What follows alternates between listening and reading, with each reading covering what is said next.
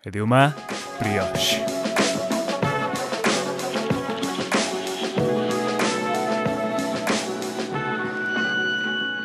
Groeso i artisaniaeth.com. Heddiw yma, dyn ni'n mynd i fod yn gwneud bara. Jyst i ddangos bod fi'n gallu gwneud o dal.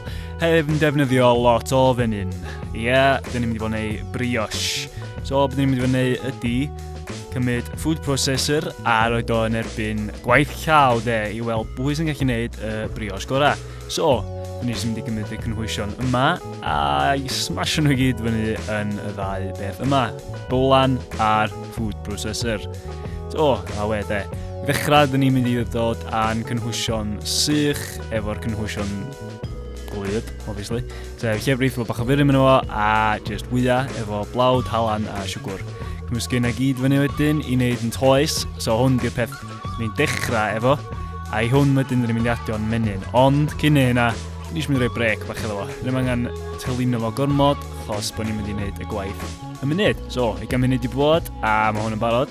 Sgeilio fo fewn hanner fyma, a mae gen i ni 2 belan toes. Cynta, tyluno efo llaw. So, just rhywbeth y menyn i fewn, tamio i gyd i mynd, ffoldiwch o fewn. Ydych chi'n gweld, mae'n uffar o fes. A mae'r menyn yma am racsio'ch toes. Mae'n mynd i fod werth o. Just daliwch ati. Ond, ie, mae'n mynd i gymryd dipyn go lew o amser, de.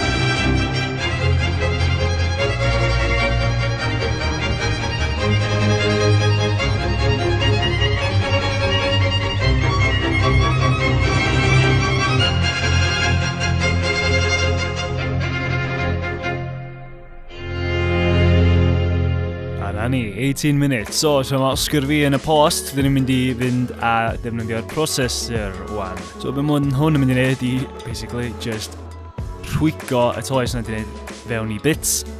Slamio'r menyn fewn iddo. So, off ni, a timer on. Obviously, di hwn ddim yn agos i faint o hir nath o gymryd i'r llall.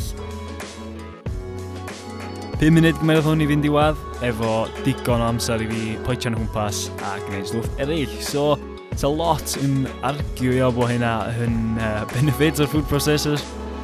Ond, dyn ni'n quite di clywed diwadd i eto, fel chi'n gweld, mae'n digon y mes. A bryd nes i dechrau agor o fyny. Dipyn o fes. So, oedd o'n tua 5 munud arall arna fi'n llnau y mes oedd y food processor di neud. A plus, oedd yr toes ei hun yn lot boethach na sydd wedi licio fo neud. Rhy boeth i fi orffan tyluno fo'n llawn, really. Ond ta waith, mae gen i 2 does, un yn imperiant, un yn neud efo llaw. A mae ddau nhw i weld yn reit iach yn y stretch dan nhw. Fel chi'n gweld, ie, mae'n gry. So, fewn i'r potyn a nhw a dros nos yn y fridge, just i'r menyn gael ail caledu, A erbyn bora, yn ti 2 beth fel yma.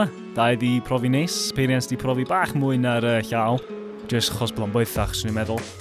Allan â nhw, a gan i weld sut maen nhw'n edrach. So, just gwasgu'r air allan, yn eisiau bod chdi'n gallu ail brofi nhw. So, mae'n eisiau o torri nhw yn 250 gram yr un, a mwldio nhw yn 2 rôl bach. I fel ti'n gweld, mae'r rôl yna di sticio'n bach mwy, yr un peiriant. Ond, ta waith, awran bach iddo fo wan i brofi a erbyn diwedd, gen ti rhywbeth fel hyn. Egwash ar y top, jyst i gael sglein bach neis na allan o'r ffwrn. A wedyn fewn i nhw, 180 am tua 1/4 awr gaffein dwi'n meddwl. Jyst iddyn nhw gael brownio a gwbl drwodd. A'r diwedd, dylech chi gael rhywbeth yn edrych fel hyn. Lyfli jyblu, ond geith y bara siarad amdani hun, fi'n siŵr, yn cael look tu fewn de. Fel chi'n gweld, mae'r un efo llaw yn mwy firm, swn i'n dweud. Mae'r imperiant bach mwy meddwl. Dwi'n gwybod pam y llaw yn bod wedi profi mwy, neu bod o just heb gael ei weithio digon. Ond fel chi'n gweld, mae'r un llaw efo heina lot gwell na'r imperiant. Felly, rolls di wneud.